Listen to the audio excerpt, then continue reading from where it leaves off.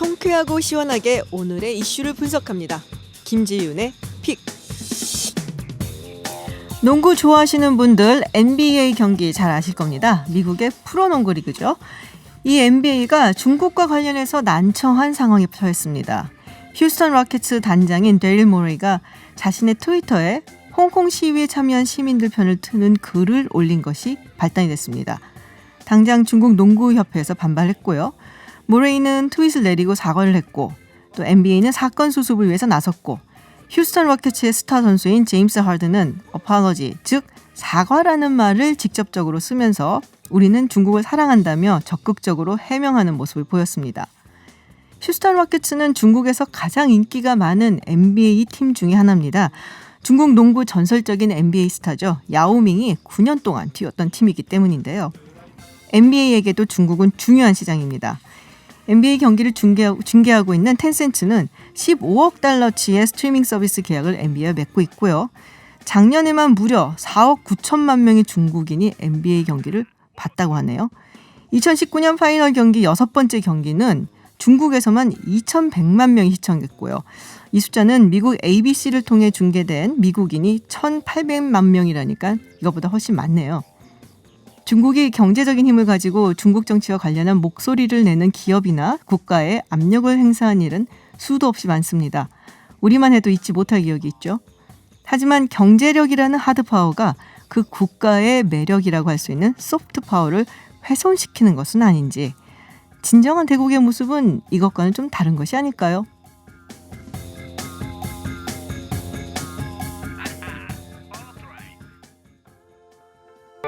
네, 최근 가장 주목받은 이슈와 인물을 인터뷰하는 스포트라이트 시간입니다. 문재인 대통령 당부에 따라 법무부 산하 법무검찰개혁위원회와 검찰에서 개혁안을 잇따라 내놨고요. 또 오늘 조국 장관도 검찰개혁 추진 계획을 발표를 했습니다. 그래서 이번 시간에는 법무검찰개혁위원회 위원장을 맡고 계시는 김남준 변호사 모시고 관련 말씀 좀 나눠보도록 하겠습니다. 어서 오세요, 변호사님. 예, 반갑습니다. 길이 많이 막혔다고. 예. 네, 어디서 오신 거예요? 사무실 서초동에서 왔습니다. 아, 예. 서초동에서 여기까지 오시기에 이 시간에 정말 많이 막히죠. 예. 네, 이렇게 귀한 걸음 해주셨는데 많이 제가 여쭤봐야 될 것 같아요.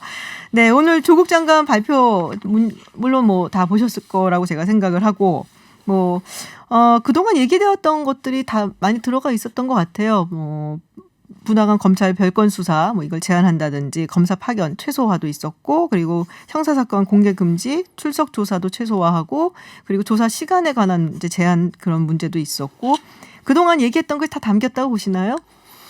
예, 사실 좀 근본적인 계획 아닌 네. 그 공수처라든지 또 검경 수사권 조정 같은 부분은 이미 입법화 그렇죠. 과정을 국회로 밟고 있지 넘어가 있는 않습니까? 상황이죠. 그래서 그 외의 것들 이제 위원회에서 낸 약간 몇 건의 권고가 들어있고, 네.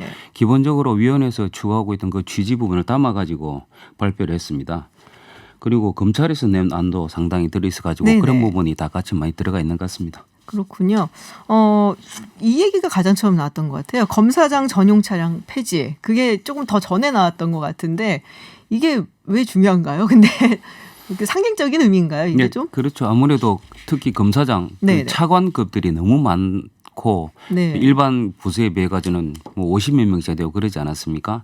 그런데 이제 다른 데 비해서 특혜를 많이 받고 있다는 그런 것을 상징적으로 좀 포기하라 하는 그런 의미가 있습니다. 그렇군요. 그런데 이미 사실은 그 1차 법무검찰개혁위원회와 그리고 대검개혁이라고 있었거든요. 네네. 거기서 그런 부분 빨리 폐지하라고 그러는데 아직 1년이 지나서 안 하고 있다가 이제 지금 하는 겁니다. 그렇군요. 예, 그러면 이미 늦었습니다. 예, 이미 권고 사항이었었는데 지금 이제 폐지가 되는 것이다라는 말씀이시고요. 검사 파견을 위한 심사위원회를 만들겠다. 이거는 어떻게 보면은 법무부에서 이걸 만들어 갖고 지금도 사실 검찰 인사는 법무부에서 법무장관이 하고 있는 걸로 제가 알고 있는데 직접 관리를 한다. 그러니까 예를 들면은 어떤 검사가 어디서 지금 뭐 무슨 수사를 하고 있으면 그거를 하는 거를 조정한다. 뭐 이런 이야기인가요? 약간 이제 경우가 다른데 일단 네. 심사위원회를 만든다는 것은 절차적으로 좀 더 세심하게 보겠다는 네네. 거니까 절차적 정의의 관점에서는 좋아 보입니다. 네. 그런데 이제 검사를 다른 검찰청에 있는 외부 기관에 파견할 때에는 그 네네. 파견하는 것은 법무부 장관의 권한입니다. 네네. 그리고 내부 파견이라고 또 한 가지가 더 있습니다. 그것은 이제 수사를 위해 가지고 같은 청 내에서 이 부서에서 저 부서로 옮겨서 그렇죠. 직접 네. 수사를 시키는 거 또는 검찰청 간의 직무 대리를 통해 가지고 옮기는 방법이 있습니다.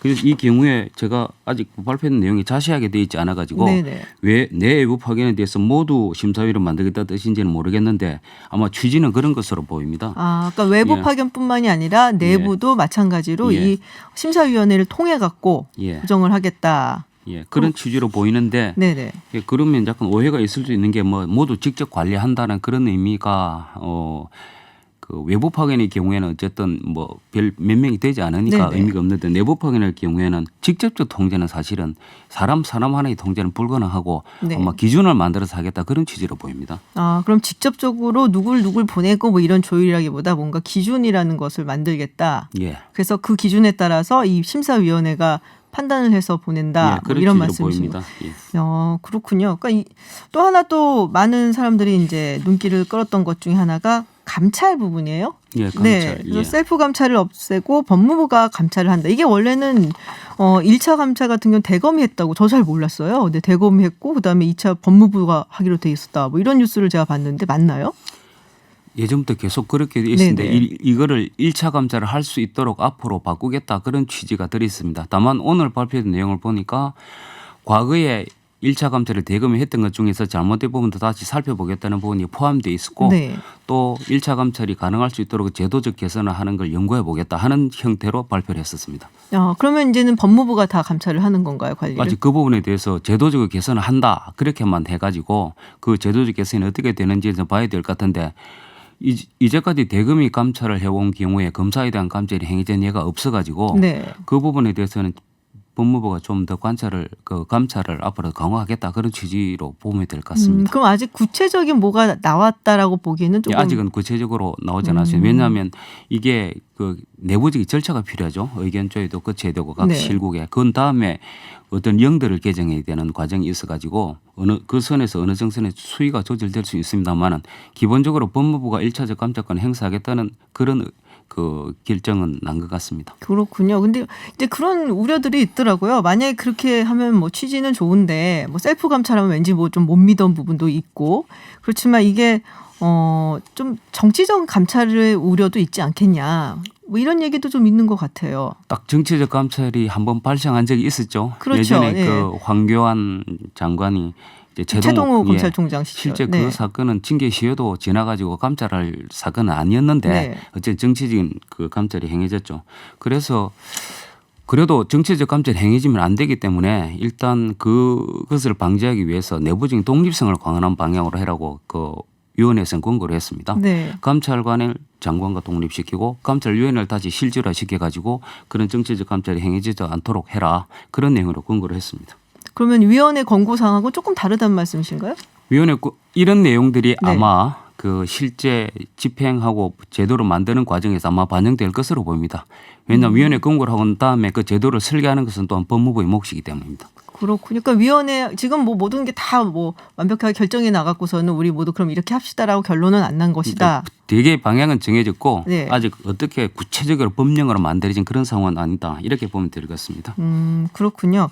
이 특수부 축소하는 얘기가 나왔어요. 사실 뭐 대검에서도 이미 서울중앙지검이나 포함해서 이제 3개는 놔두고 모두 특수부는 폐지를 하겠다는 얘기를 내놨었고, 근데 이제 위원회에서는 사실 중앙지검 특수부가 문제다라고 지금 보시는 것 같아요. 예, 권고 네. 예, 의견을 발표할 때도 그 부분을 먼저 좀 신경을 써라라고 한 부분이 네. 사실 전국적으로 보면 이제 직접 수사, 그 인지 수사라고도 네네. 하는데 그 직접 수사를 하는 부분들이 거의 서울중앙지검에 집중해 있고 지방에는 거의 없어졌습니다. 네. 그러면 서울중앙지검을 포함해서 새 것을 남기겠다는 그런 의미는 서울중앙지검은 그러면 그대로 가는 것이냐 그 수많은 것을 네. 하는 그런 부분에 대한 명확한 대검의 의사표시가 없었기 때문에 직접 수사를 축소하겠다는 의지를 진정으로 보이고 싶으면 서울중앙지검도 일단 줄인다는 모습을 보여달라. 그렇게 이제 권고를 한 것입니다. 근데 폐지는 아니고 이제 좀 줄이고 그리고 이름도 좀 바꾸고 뭐 이런 식으로 지금 이야기가 나왔단 말이에요. 그 예. 부분은 위원회에서 그러면 권고를 한 건가요? 폐지 부분 사실은 그 장기적으로 보면 수사 기소 분리 그런 관점에서 볼 때는 직접 수사는 검사가 안 하는 게 맞다고 봅니다. 네. 그런데 오랫동안 이 검사가 이 직접 수사를 담당해온 특수한 영역들, 예를 들면 뭐 선거사범이라든지 네네. 또 금융 뭐 네. 이렇고 고위공직자 범죄 같은 경우에는 직접 검사만이 거의 수사를 해온 경향이 있어가지고 그 부분을 바로 폐지를 해버릴 경우에는 치안 공백 같은 게 발생할 우려가 있어가지고 지금 검경 수사권 조정안도 그런 것을 즉 일단은 남겨두는 그런 방향으로 그리고 차츰 줄여가는 그런 방향으로 해야 할 것으로 보입니다. 그러면은 누가 수사를 하나요? 수사는 그러니까 그것이 한시적이라는 얘기입니다. 그러니까 네. 그런 부분은 상당히 남겨두고 그 기간 동안에 검경 수사권 조정을 하면서 경찰의 수사력을 점점 높은 수준으로 올려야 되는 것이죠. 이런 뭐 특수범죄 같은 것도 그런 부분에 경찰이 해야 대해서도 된다는. 경찰이 기본적으로 수사를 해야 되는 것으로. 경찰한테 결국에는 수사권이 가야 된다. 예, 장기적으로는 그래 가야 된다고 보고. 경찰이 그런 경험이 없잖아요. 하지만 그런 제가 경우 뭐 쌓여야 되는 경찰력을 게 제가 뭐 폄훼하는 얘기가 아니고 지금까지 그런 경험이 없기 때문에 그럼 그 수사력을 어떻게 쌓을 것인지 구체적인 방안 같은 것도 예를 들어 마련하셨나요? 지금도 경찰은 광역수사라든지 그런 네. 부분에 대해서 점점 수사력을 올리고 있는 중이고 네네. 세계적으로는 수사 기소 분리의 원칙이 있죠. 수사는 원칙적으로 거의 경찰이 다 하고 있습니다. 뭐 간단히 보면 FBI도 경찰이니까요. 네. 예, 그런 방식으로 해야 수사 기소의 그 서로 그 권력이 분할되면서 견제 균형의 원리가 작동하고 그것으로 인해 국민의 자유와 권리가 더 보장되는 측면이 있습니다. 그렇군요. 그러면 위원회에서는 어쨌든 최종 목적지는 검경 수사권 조정을 조정을 넘어서서 통해서 장기적으로는 배진데 지금 위원회에서 그런 안까지 권고하기는 아직 현실이 거기까지 미치지 못했다고 봅니다. 그렇군요. 예. 알겠습니다. 그럼 그러니까 현실적으로는 조금 미흡할 수 있지만 예. 나중에 결국 방향은 그쪽 방향으로 가야 가야 된다. 예, 된다라는 그렇게 그런 생각하고 말씀이셨군요. 네, 알겠습니다. 사실 뭐 특수부 폐지 아까도 잠시 말씀을 하셨는데 직접 수사, 인지 수사 이 관련된 부분이잖아요. 예. 근데 지금 형사부도 인지 수사를 하고 있지 않나요? 그렇습니다. 네. 그러니까 그럼 그 부분이 사실은 변칙적이죠. 형사부는 원래 형사 사건을 경찰로부터 송치받아서 처리하는 네. 건데 그 부분을 변칙적으로 그러니까 특수부를 직접 수사를 축소한다라고 이야기를 해놓고 형사부를 변칙적으로 저 특수수사 요원으로 사용하고 있는 것이죠. 그리고 그 부분도 못하게 해야 되고 그 외에 직제 없이 만들어져 가지고 직접 수사를 하는 부분도 있는데 그런 뭐 남부지검의 금융조사부 네. 같은 데가 그런 것인데 그런 부분도 직접 수사를 하지 못하도록 해야 된다라는 것이 권고의 취지입니다. 직접 수사를 못하게 해야 된다라는 말씀을 하셨는데 예. 어떤 부분에서 그게 가장 또 굉장히 중요한 포인트로 매우 중요한 포인트는 네, 게 어떤 부분에서 중요한 원래 포인트인가요? 검사가 네. 하는 일이 과연 무엇인가를 생각해봐야 되는데 우리 국민들은 검사가 워낙 공직자 범죄라든지 뭐 재벌 비리 같은 부분을 많이 하니까 원래부터 검사가 하는 일이 수사라고 생각하는데 네. 원래 검사가 하는 일은 수사기관 통상 이제 경찰인데 경찰이 하는 위법 행위를 통제를 하고 또는 이 사건이 기소를 할 만한가 기소할 만하지 않은가 하는 그런 부분을 하는 것이 법률가인 검사의 본연의 의무입니다. 네. 근데 검사 본연의 의무를 벗어나고 지금 우리나라는 수사기관이 그 검찰의 수사 기능이 너무 확대돼 있고 인원도 너무 많은 상태입니다. 그러니까 수사를 원래 경찰이 하고 수사 네. 결과를 보고 이제 기소를 하는 것이 검찰이어야 되는데 지금은 이제 수사까지 검찰이 하고 있다라는 그렇습니다. 말씀이신 예. 거잖아요. 한국의 특수한 상황 네. 때문에 사실 그런 부분이 있었습니다. 그렇군요. 그러니까는 지금 뭐 국회에서 결정할 일이긴 한데 검경 수사권 조정안을 보면은 수사 종결권을 경찰이 이제 가져가는 것으로 예. 되어 있잖아요. 그러면은 만약에 이제 경찰 측에서 이거는 수사가 끝났다. 예. 이렇게 되면은 그 다음에는 검찰이 물론 이제 신청해서 볼 수는 있다고는 한다지만은 예. 일단은 지금 수사에는 검찰이 관여할 일이 거의 없어진 거네요. 그 부분도 이제 사실 이론적 대립까지 있는 부분인데 네네. 수사 종결권을 검찰에게 주어야 하느냐 아니면 모든 건을 검찰에 송치해주고 검사가 종결권을 가져야 하는 그런 문제인데 네. 무엇을 택한다 할지라도 예를 들어 인권침해 내용이 발생한다든지 또는 당사자가 이의 제기를 할 경우에는 이 사건이 검찰로 가도록 되어 있습니다. 그래서 결국 어떤 형태든 검사의 사법 통제는 있어야 되고 그 어떤 양적인 차이는 있겠지만은 결국 검사의 사법 통제는 어떤 경우도 있을 것입니다. 그렇군요. 그러니까 검찰이 완전히 뭐 배제가 되는 것은 그렇지는 아니다라는 않습니다. 예. 말씀이신 것 같습니다.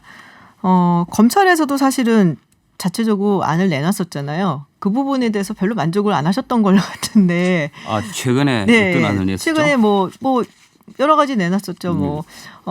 그 포토라인 서는 거, 예. 그 부분도 그렇고 공개 소환 금지한다는 부분도 있었고 특수부 폐지 부분도 물론 서울중앙지검은 특수부를 폐지하지 않는데 그거는 의미가 없다라고 아까도 말씀을 하셨지만 뭐 그런 부분도 있었고 뭐 9시 전에 이제 조사를 끝내는 것, 예, 뭐 이런 여러 가지 안을 좀 내놨었는데 법무부에서 별로 그렇게 탐탁치 않았다는 소문이 들려갖고 제가 확인차 여쭤봤어요. 그렇죠. 법무부에서 탐탁지 네. 않은지는 제가 정확히 알 수는 없는데 네. 마침 뭐 경쟁하는 듯한 그러니까 저 같은 경우는 법무검찰개혁위라서 뭐 입장도 다르고 아, 그렇습니다만 그러신가요? 예. 네. 법무부 같은 경우에는 뭐 경쟁하는 듯한 모습이 보이는 것이 좋지 않다 그렇게 생각을 할 수는 있을 것 같습니다. 그런데 제가 보는 관점에서는 약간 다른 것이 일단 기본적으로 어떤 형태로든 좀 계획을 하는 모습을 보이는 것은 좋지 않나 하는 생각은 드는데 다만 이게 종합적으로 큰 그림을 그려가지고 플랜 하에서 어떤 이제 이 큰 목표가 있고 그 밑에서 어떤 계획이 나와야 되는데 마치 그 언론을 의식해서 이슈 파이팅 하는 듯이 하나씩 하는 그런 모습이 내 열심히 계획하고 있다 하는 걸 좀 보여주기 위해 네. 하는 그런 모습이 좀 느껴져 가지고 좀 더 그 절제된 정제된 계획안이 나왔으면 좋겠다는 그런 생각을 가지고 있습니다. 그렇군요. 이 공개 소환 문제 같은 경우에요. 지금 이제 비공개로 하겠다, 다 돌리겠다라고 지금 대검 측에서 이야기를 한 거잖아요. 예.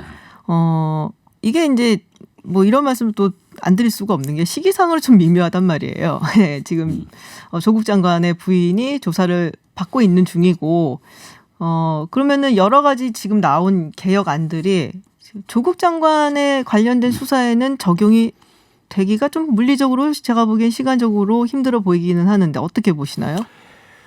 이게 뭐 그 점은 뭐 정치적인 부분이 뭐 맞물려 있어가 제가 말하기는 적절하지는 않지만은 예. 어쨌거나 일단 뭐 예전에 얼마 전에 야당 대표도 비공개 소환하고 그랬다는 이야기는 뭐 언론에서 네네. 본 적은 있습니다.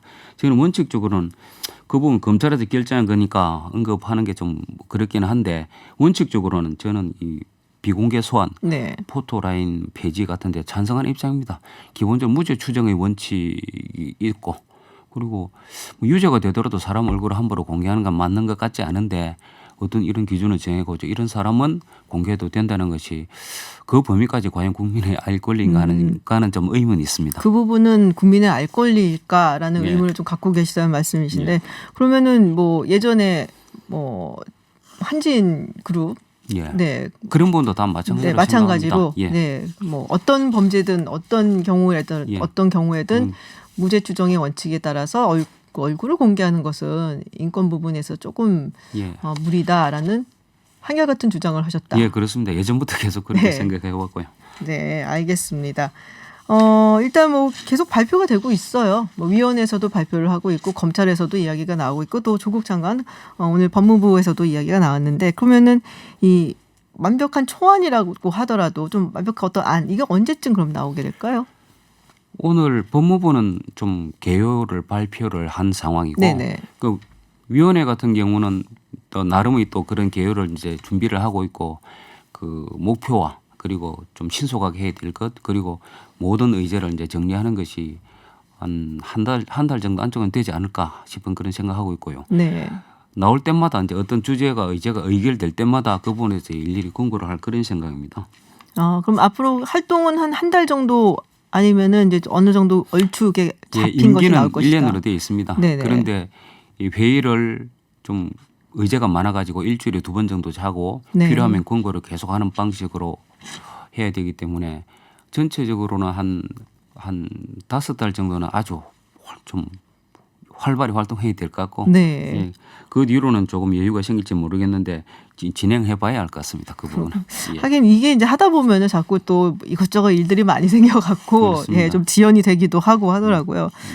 그러면 이제 위원회에서 권고하는 권고안들이 이제 예. 법무부 개혁안에 다 담길 거라고 자신하세요?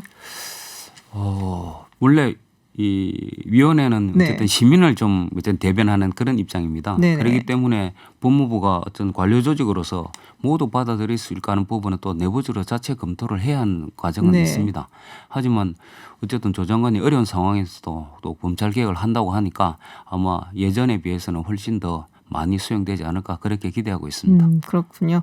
사실 이제 이런 걸 보면서 제가 드는 생각은 시민들을 정말로 위하는 시민들이 느낄 수 있는 체감할 수 있는 그런 개혁 조항들이 어떤 것들이 있을까라고 생각을 좀 해보는데 아무래도 오늘 같은 경우는 이렇게 굉장히 구체적으로 나온 건 아니라 갖고 확 느껴지는 거는 없더라고요. 그래서 우리 위원장님께서 앞으로 위원회 이끌어 가시면서 그런 부분도 굉장히 좀 많이 고려를 해주셨으면 하고 부탁을 좀 드릴게요. 예, 그래서 특별히 위원 중에서도 시민운동가라든지 기자라든지 법률 전문가가 아닌 분들도 많이 포함시켜서 네. 의견을 듣고 있습니다. 알겠습니다. 그럼 잘 부탁드리겠습니다. 예, 감사합니다. 네, 오늘 말씀 고맙습니다. 네, 지금까지 법무검찰개혁위원회 위원장 맡고 계신 김남준 변호사와 함께했습니다. 네, 알짜배기만 쏙 뽑아서 전해드리는 인터뷰 쏙 코너입니다. 오늘 경제 얘기를 좀 해볼까 합니다. 경제 하면 좀 어렵게 느껴지시는 분들 많을 것 같은데 저도 사실 그렇거든요. 그래서 이분의 설명을 제가 주로 찾아서 들어요. 들으면은 그 어려운 경제가 귀에 쏙쏙 들어와서 여러 가지 뭐 앞으로 뜰 미래산업은 뭔지 또 돈맥은 어떻게 잡을 수 있는지 저희가 알 수가 있는데 그래서 모셨습니다.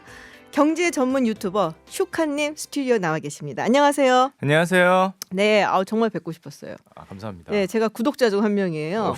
정말이십니까? 네, 근데 감사합니다. 잘 모르는 그러니까 경제학자가 아니기 때문에 잘 모르는 것도 슈카님이 굉장히 정리를 잘해갖고 일목요연하게 설명을 너무 잘해주셔서 영상에서 제가 슈카월드 정말 열심히 보고 있습니다. 과찬이십니다. 네, 감사합니다. 근데 슈카가 무슨 뜻이에요? 그냥 제가 좋아하는 노래가 있었는데요. 네네. 어렸을 때 거의 후렴구에 이런 단어가 나와서 귀에 듣기 무슨 좋아서 노래인데요? 아주 오래된 그 조르디라는 친구가 네네네, 알아요. 애기가 있었는데 네, 말아요. 네. 저도 이제 어렸을 때인데 걔가 너무 귀여워서 애기가 발음하는 발음에 이제 슈카라는 단어가 나오더라고요. 조르디 노래 다시 한번 들어봐야겠는데 슈카란 발음이 나왔는지. 네, 근데 지금 경제 전문 유튜브 하고 계시잖아요. 네. 무려 32만 명의 구독자를 보유하고 계신데 어떤 계기로 유튜브를 이렇게 또 하게 되셨는지.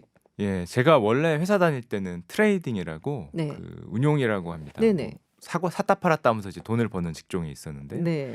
그런 행동을 하기 위해서는 뭘 사고 뭘 팔기 위해서는 가치 평가를 해야 되기 때문에 뭐 팀 내에서나 본부 내에서나 항상 애널리스트처럼 이제 레포트나 전략을 짜곤 했죠. 네네.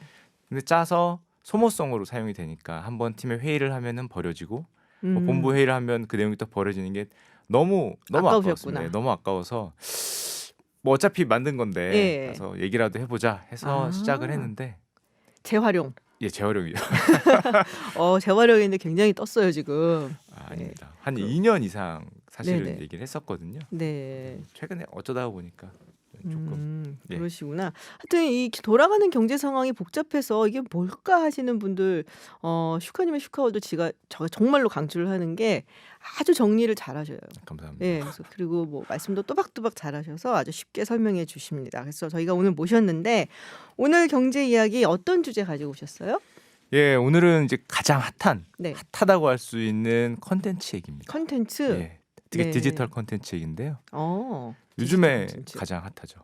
사람들이 예전에는 지상파를 봤는데 이제는 넷플릭스나 유튜브 같은 어떤 그렇죠. 핸드폰이나 TV, 컴퓨터 같은 네네. OTT라 그러지 않습니까? OTT. 예. 그러니까 TV가 아니라 뭐 스마트폰이라든지 아니면은 뭐 온라인 인터넷상으로 이렇게 보는 스트리밍 서비스 이런 걸 이제 OTT라고 예, 그걸 보통 보통 얘기를 하죠. OTT라고 네. 하고요. 유튜브 같은 경우는 이제 약간 OTT에 격가지긴 한데 같이 좀 포함이 되긴 합니다.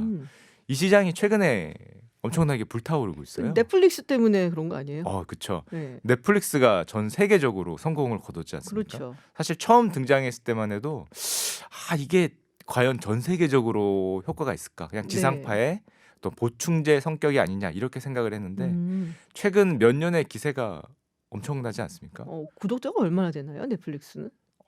그 1억 한 6천만, 5천만 넘어갔을 겁니다. 전 세계 1억 6천만 명 정도가 넷플릭스 회원이다. 그렇다고 알고 있는데 아마 이것도 계속적으로 변하기 때문에 우와. 지금 하긴 뭐- 저도 가입자래요. 예. 약간 그렇군요. 가격도 저렴하면서 네네. 많은 이제 스트리밍 서비스를 보여줄 수 있는 특히 이게 글로벌로 성공을 하면서 기업들의 생각이 달라졌어요. 이게 예전에는 그냥 단순히 드라마 보여주는 영화 네. 보여주는 채널인 줄 알았는데 글로벌로 성공을 하니까 이게 기존 지상파들을 넘어서는 어떻게 보면 글로벌 통합 플랫폼으로 가는 게 아니냐. 컨텐츠를 그렇군요. 제공하는 이 시선으로 가다 보니까 기존에 참여하지 않았던 기업들이 하나둘 특히 2018년부터 본격적으로 참전을 선언하고 있습니다. 그러니까 이 OTT 시장, 넷플릭스로 대변되는 이 OTT 시장에 이제 거대 기업들이 막 뛰어들기 시작을 했다. 예, 막 뛰어드는 거죠. 어떤 기업들이 있나요? 특히 올해 초 같은 경우는 가장 대표적인 기업인 애플이 아이폰을 발표했지 않습니까? 네. 아이폰 11인가를 발표했는데 거기서 사람들의 관심이 아이폰이 아니었어요. 음? 연초에 발표할 때 우리는 지금은 핸드폰 회사지만 앞으로는 컨텐츠 회사로 가겠다. 오, 지금 애플 역사에서 컨텐츠 회사로 가겠다는 말은 처음 나온 말이거든요. 그러게요. 애플이 기계나 뭐 생각을 해봤지 뭐 컨텐츠? 그걸 생각 안 해봤는데요. 이제 애플 TV를 만들고 애플 플러스를 만들어서 네. 아이폰에서 더 이상의 혁신을 사실 핸드폰에서 네네. 짧은 시간에 스마트폰에서 바라기 힘들기 때문에 컨텐츠를 제공하는 어떻게 보면 넷플릭스의 경쟁자로 선언한 거와 다름이 없습니다. 그렇군요. 또 다른 기업도 있나요? 그것도 있죠.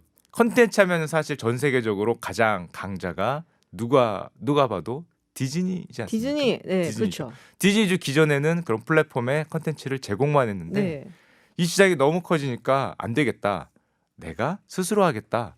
그래서 디즈니 플러스라고 자기들도 이제 발표를 했습니다. 그러니까 디즈니도 스트리밍 서비스를 통해서 자기네들이 직접적으로 자기네 컨텐츠를 그걸 통해서 제공하겠다. 제공하겠다.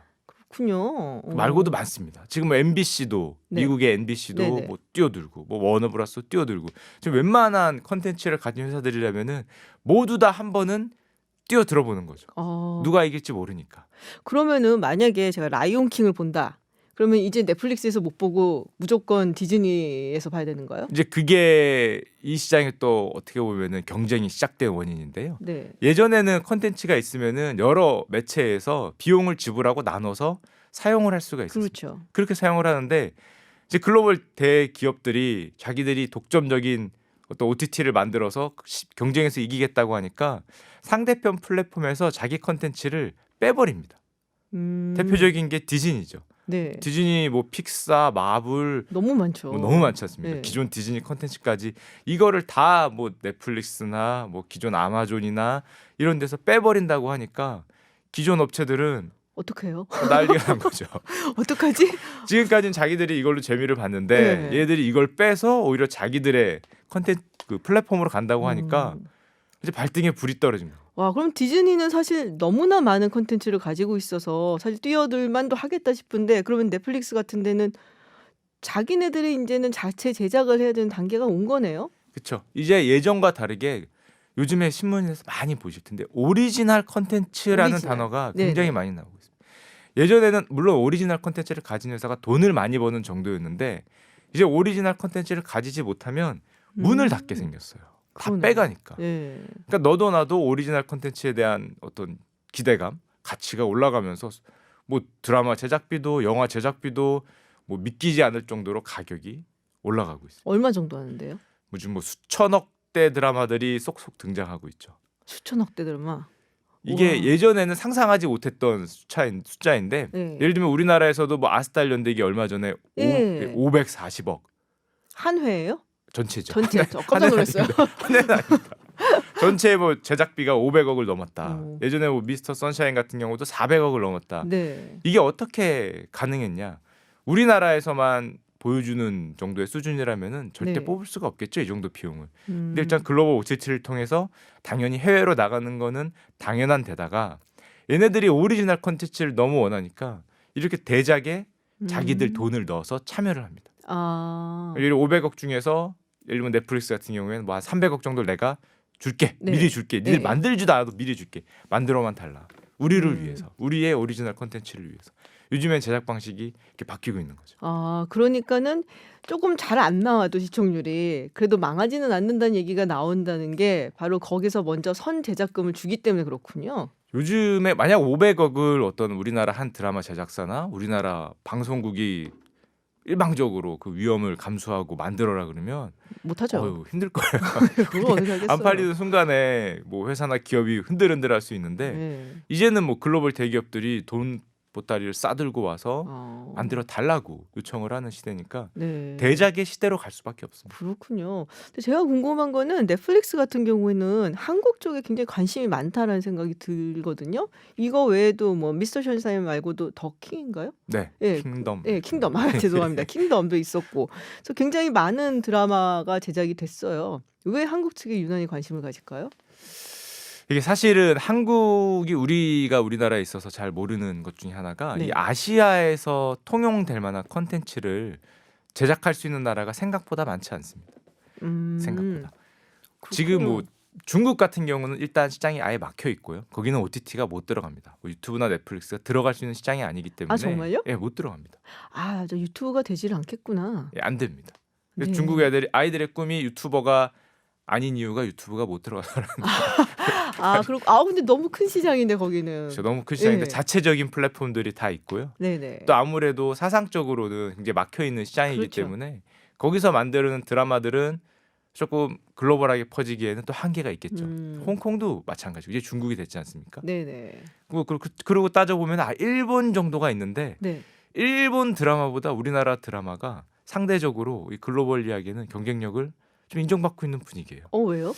저도 그건 좀 신기한데 일본 네. 하면은 만화나 어떤 콘텐츠에 그렇죠. 좀 강한 나라, 웹툰 쪽에서 만화 쪽에선 거의 제왕 아닙니까? 그렇죠. 전 세계 1위 국가인데 이런 영화나 드라마 만드는 거에서는 우리나라가 상대적으로도 경쟁력을 인정받고 있어요.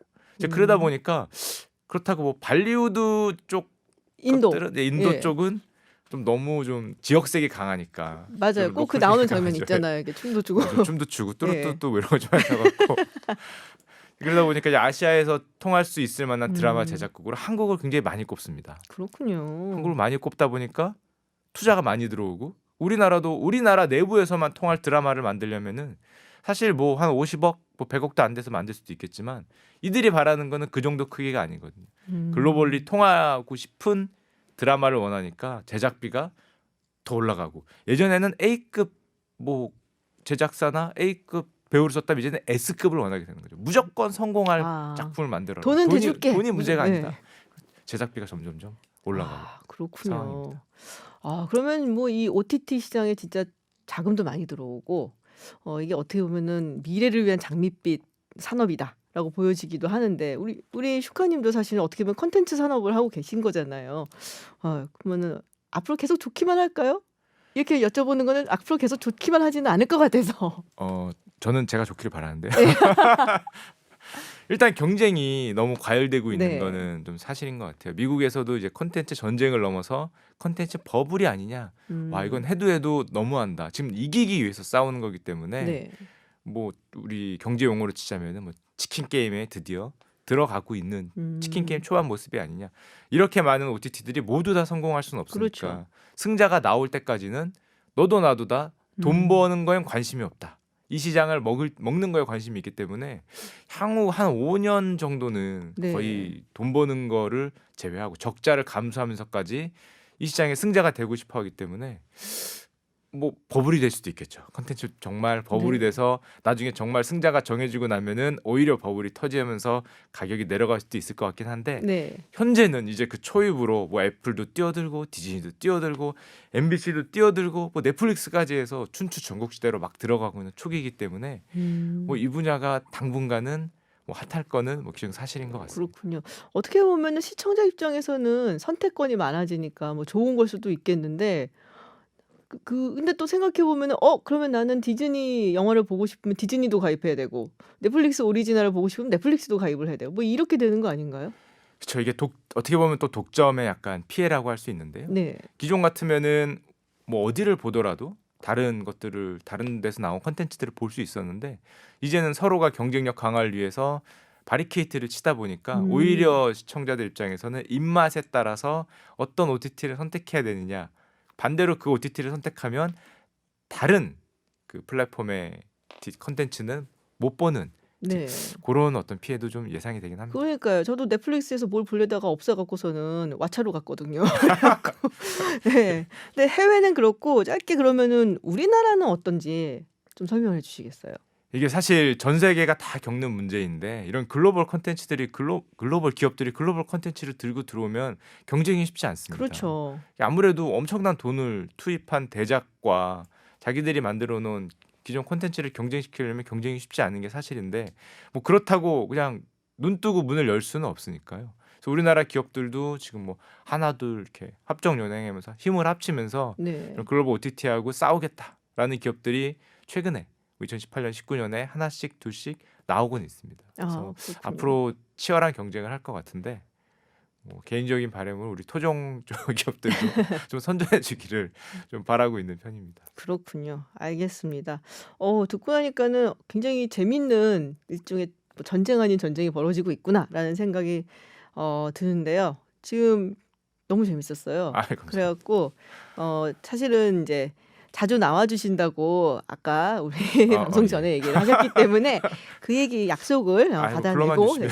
네, 자주 나와서 경제 이야기 재밌게 또 풀어주시기 부탁드리겠습니다. 오늘 말씀 감사합니다. 감사합니다. 네, 지금까지 경제 전문 유튜버 슈카님과 이야기 나눴습니다. 네, 이브닝 카페 시간입니다. 이번 시간에는 중동 이야기를 조금 해보겠습니다. 이라크에서는 시위로 인해 수천 명의 사상자가 발생하고 또 터키에서는 쿠르드족을 상대로 군사작전에 돌입할 거라는 소식이 전해지고 있습니다. 언젠가 중동에 과연 평화가 찾아올 수 있을지 참 안타까운 마음인데요. 중동 전문가 명지대 중동문제연구소 박현도 교수 모시고 관련해서 이야기 나눠보겠습니다. 안녕하세요, 교수님. 네, 안녕하십니까. 네. 지금 이라크에서 반정부 시위가 상당히 크게 일어나고 있단 말이에요. 네. 그래서 뭐 BBC 보도에 따르면은 사망자가 99명 그리고 부상자 4천여 명이다 하는데 로이터에서는 또 그보다 더 많이 잡고 있고요. 네. 지금 어떤 상황인 건가요? 그러니까 한 일주일째 지금 계속 그 정부의 부패한 정부에 대한 네. 항의 시위가 벌어지고 있는데요. 뭐 지금 그 사망자가 한 100명이 넘는 걸로 나오고 있고요. 네. 110명 그리고 뭐 부상자는 6천 명 정도까지 지금 집계가 그렇군요. 되고 있습니다. 그러니까 시간이 흘수록 계속 좀 늘어나고 있는데요. 네. 아마 정부에서 나서서 지금 막으려고 하고 있는데 보안군들이 지금 총을 쏜 거거든요. 네. 근데 이게 지금 심각한 문제입니다. 시위대를 향해서 네, 그러니까 일반 시민들인 거잖아요. 그렇죠. 일반 시민들 특히 젊은 사람들이 실정에 대해서 항의하러 나왔으면 그걸 좀 무력진을 하지 네. 말았어야 되는 건데요. 아주 이례적으로 지금 총을 쏴가서 좀 생각지도 않게 유혈 사태가 벌어지고 있습니다. 그렇군요. 근데 상황을 우리가 정확하게 알기가 좀 힘들다 그러더라고요. 그러니까 아랍의 봄이라든지 이럴 때 우리가 보통 시위가 일어나면 이제는 막 SNS를 통해서 올라오고 하는데 인터넷도 차단되고 뭐 방송국도 제대로 전송을 못 한다는 얘기가 있거든요. 네, 그러니까 지금 뭐 보안대 쪽에서 이러한 SNS 소식을 전하는 그런 네. 방송이라든지 이런 들 전부 다 차단을 하고요. 방송국도 막 수색해서 네. 검색을 하면서 막아버리고 굉장히 비민주적인 형태들이 일어나고 있는데요. 이게 지금 사실은 좀 안타까운 게 좀 기존의 데모하고는 굉장히 다릅니다. 그러니까 예를 들면 이라크에서는 그동안 데모가 나면은 보통 이제 뜨거운 여름에 많이 났고요. 네네. 데모가 나는 이유 중에 하나가 가장 큰 게 이제 더운데 행정이 잘 안 돌아가다 보니까 식수난 이런 것들 때문에 문제가 생겼거든요. 네. 근데 이번에는 사실은 여름에 비도 많이 왔고 그래서 그런 문제는 없었는데 네. 왜 갑자기 이렇게 났느냐.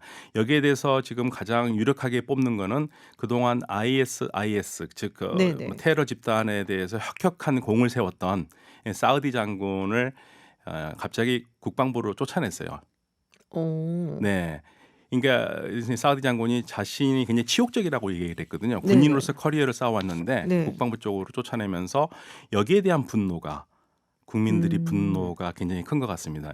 굉장히 영웅이거든요. 네. 그러니까 IS와의 싸움에서 전쟁에서 영웅이고 지난 10년 동안 그리고 또 부패한 정부에 대해서 이 비판의 목소리를 냈던 사람입니다. 네네. 그래서 국민들의 마음을 읽고 있었는데 갑자기 쫓아내니까 여기에 이제 아마 폭발을 한 게 아닌가라고 보고 있습니다. 그렇군요. 약간 한마디로 이 정부 입장에서는 약간은 반정부 인사 같다. 그리고 국민들이 굉장히 좋아하는 그런 사람이다. 그래서 약간 이제 좌천시킨 그런 네. 것 때문에 많은 국민들이 분개를 해서 일어난 것이다. 네. 상당히 정치적인 이유겠네요. 네, 그러면. 그런데 이제 사실은 이 사우디 장군도 그렇고 국민들이 원하는 건 부패한 정치 체제를 무너뜨리는 건데 2003년에 사담 후세인이 무너진 다음에 네. 미국이 2003년 이후에 지금 이라크의 정치 체제를 건설했지 않습니까? 네. 근데 이게 결코 효율적인 정치 체제가 아니거든요.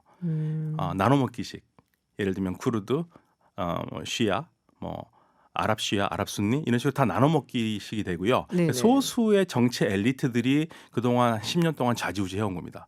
그렇군요. 예, 그리고 국부를 엄청나게 많은 국부를 불필요한 사업에다가 쓰면서 그 돈이 어디 갔는지도 모르고요. 네. 그러다 보니까 그 국제사회의 통계에 따르면 정부에 얼마나 부패했는가를 그 점검하는 부패지수 있지 않습니까? 네. 세계 180개국 중에서 168위예요. 이라크가요. 네, 168이고요. 심각하네요. 네, 이 통계에 따라 보니까 이라크가 지난 2004년부터 2013년까지 그러한 불필요한 어디로 갔는지 모르게 쓴 돈이 3,500억 달러가 되고요. 네. 사담 후세인 이후에 사라진 돈만 해도 한 3천억 달러가 어디론가 사라졌다 이렇게 보고 있는 거거든요. 그러니까 이라크 전쟁이 끝난 다음에 사실 네. 많은 사람들 뇌리에서 이라크라는 나라가 좀 사라졌어요. 네, 그 그렇죠. 후에 무슨 일이 일어나고 있는지, 얼마나 혼돈 속에서 사람들이 살고 있는지 관심도 많이 없고, 네, 그리고 우리가 좀 잊어버렸다라고 이제 생각이 좀 드는데, 지금 뭐 하여튼 이라크가 그만큼 굉장히 심각한 상황이다라고 네. 지금 말씀을 전해주시네요.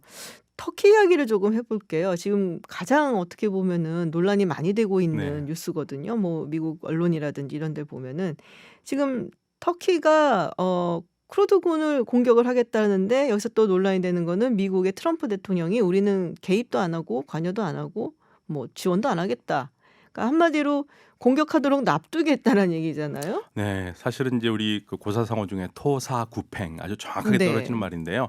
IS를 쫓아낼 때 가장 혁혁한 공을 세웠던 게 이 바로 쿠르드군입니다. 네. 근데 이 쿠르드군이 미군과 함께 엄청나게 많은 그 공적을 세우면서 IS를 쫓아내는데 1등 공신을 했는데 이들이 왜 싸웠겠습니까? 독립을 위해서 싸웠겠죠. 그러니까 예. 쿠르드족이 한 네 국가에 이렇게 번져 있잖아요. 퍼져서 살고 있는데 터키 쪽에 가장 많이 살고 있는 네, 거죠. 터키 한 1,500만이 살고 있고요. 이게 한 동북부 쪽에 네, 터키의 그 동북 동부 쪽입니다. 동부 쪽. 예, 그게 그러니까 쿠르드가 살고 있는 지역이요. 네 나라가 겹칩니다.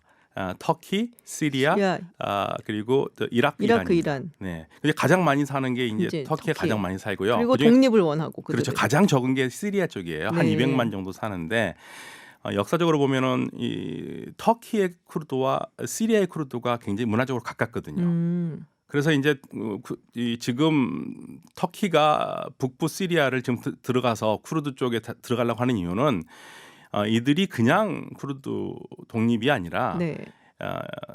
국제사회가 테러리스트로 보고 있는 PKK 즉 그 쿠르드 노동자당 있지 않습니까? 네네. 터키의 독립을 요구하고 있는 거기에 그 하수인들이라고 보는 거예요. 예, 그러니까 만약에 시리아에서 이 쿠르드가 독립을 하면은 이게 분명히 영향이 터키에도 터키 오기 때문에. 쿠르드한테도 영향이 올 네. 것이기 때문에. 네, 그러니까 IS 작전할 때도요. 터키가 말로는 IS를 격퇴하는데 우리가 도움을 주겠다 했지만 네. 실질적으로 싸우는 거 보면 IS를 때린다고 해놓고 이 쿠르드를 공격을 했었습니다. 예. 그렇군요. 예, 그래서 이제 이들이 원하는 거는 뭐냐면 지금 터키하고 시리아의 국경 북동부 쪽에 한 480km에 이르는 우리 서울 부산 거리에 네네. 그 안전지대를 설치하겠다는 거거든요. 오, 예, 안전지대를 설치하고 그다음에 그게 시리아 쪽으로 약 30km가 더 들어옵니다. 그러니까 길이로는 480km고요. 네. 그러니까 폭으로는 네네. 30km. 그러니까 서울 부산 거리, 서울 인천 거리에 네. 폭을 두고 거기 안전지대를 설치해서 약 360만 명이 지금 현재 터키의 시리아 난민들이 사는데 그중에 200만 명을 거기다가 옮기겠다. 그럼 뭐 거의 가둬놓는다는 얘기죠. 사실은. 그러니까 이제 난민도 네. 덜고 그다음에 네. 이제 쿠르드 지역에다가 아랍 순니를 신겠다는 거죠. 근데 쿠르드 쪽에서 받아들일 수가 없는 겁니다. 그렇죠. 예. 자기들이 살고 있는 땅에다가 저기다가 이제 터키가 들어와서 이주를 하겠다는 얘기니까. 근데 이 미국이 이러면 안 되는 거 아닌가? 물론 뭐 국제 정치에서 뭐 다들 굉장히 냉정하게 자기네 이익과 현실만을 쫓기는 하지만 그래도 IS를 격퇴하는데 정말 쿠르드족이 아주 그렇죠. 결상전을 네, 했었는데. 사실 그래서 제임스 매티스 장관이 사표를 던진 거 아닙니까? 예, 작년 말에 시리아에서 이제 철군을 한다는 얘기를 하니까 거기에 네. 반발해서 던진 거고. 그렇죠. 동맹 없이 미국 없다 이렇게 네. 얘기하면서 갔는데 그러니까 미국이 요구하는 건 그렇습니다. 그러니까 미국은 지금 트럼프 대통령은 사실은 군대를 빼려고 그랬다가 매티스 국방장관이 사표 낸 다음에 주춤했고요. 네네. 그리고 이제 계속 반대가 해서 주춤을 했는데 에르도안 총리하고 에르도안 대통령하고 네. 지금은 이제 대통령이죠. 통화를 한 다음에 지금 바뀐 거거든요. 사이 안 좋았잖아요, 원래. 네, 그러니까 아마도 뭐 거래가 있었던 것 같아요. 근데 빠진다고 해놨는데 그러니까 결국에는 미국이 빠진다는 얘기는 쿠르드가 죽는다는 얘기거든요. 그렇죠. 왜냐하면 좀 제가 이런 말씀드리긴 좀 뭐 터키 쪽에서 싫어할지 모르겠지만 쿠르드만 남겨놓은 지역에서 터키가 굉장한 만행을 많이 했습니다. 뭐 많이 알려져 있죠. 네, 그러다 보니까 쿠르드로서는 미국이 빠지면은 어떤 일이 벌리는 게 뻔하지 않습니까? 예, 그런 상황에서 미국이 빠진다고 그러니까 지금 터키가 들어온다고 그러고 그리고 나서 미국이 이제 또 여론이 나빠지니까 뭐 트럼프 대통령이 또 트위터를 통해 가지고 예를 들면 선을 넘으면 나도 가만히 있지 네. 않겠다. 뭐 작년에 경제 제재 해갖고서는 네. 뭐 터키 화폐가 확 내려간 적이 네, 있죠. 이번에 또 터키 만약에 터키가 선을 넘으면 네. 터키 경제를 완전히 없애버리겠다 할 정도로 오블리터레이트란 말을 썼거든요. 네. 그러니까 지금 분명 그러면 군대를 빼지 말아야 되는데요. 그렇죠. 말해놓고 상황이 조금 안 좋게 돌아가니까 지금 발을 살짝 빼는 모양새가 아닌가라는 네. 생각이 좀 드는데 어쨌든 지금 뭐 중동은 행복한 뉴스를 전해드리는 적이 별로 없어서 되게 마음이 답답해요. 네, 네. 저 마찬가지입니다. 네, 그래서 앞으로 이게 정말 큰 사태로 발발하지 않고 잘 뭐 진행이 됐으면 좋겠는데 이렇게 굉장히 말하면서도 공허하네요. 그런 말씀을 맞습니다. 드리는 게. 예. 네, 하여튼 중동에서 여러 가지 소식이 들리면은 저희가 또 박현도 교수님 모시고 이야기 들어보도록 하겠습니다. 오늘 말씀 감사합니다. 네, 감사합니다. 네, 지금까지 박현도 명지대 중동문제연구소 교수와 이야기 나눴습니다. 네, 김지윤의 이브닝쇼 오늘 방송은 여기까지입니다. 내일은 한글날이죠. 일명 빨간 날, 법적 공휴일인데요. 출근 걱정 잠시 미루시고 느긋하게 아침 맞이하시기 바랍니다. 오늘 제가 엔딩곡으로 고른 것은 내년 내한 소식이 있습니다. 그린데이의 Wake Me Up When September Ends입니다. 부시 행정부의 이라크 전쟁을 비판한 아메리칸 이디엇이라는 앨범에 실린 곡이죠. 네, 저희는 내일도 6시에 여러분을 기다리겠습니다. 이제 우리 모두 함께 좀 쉬어요.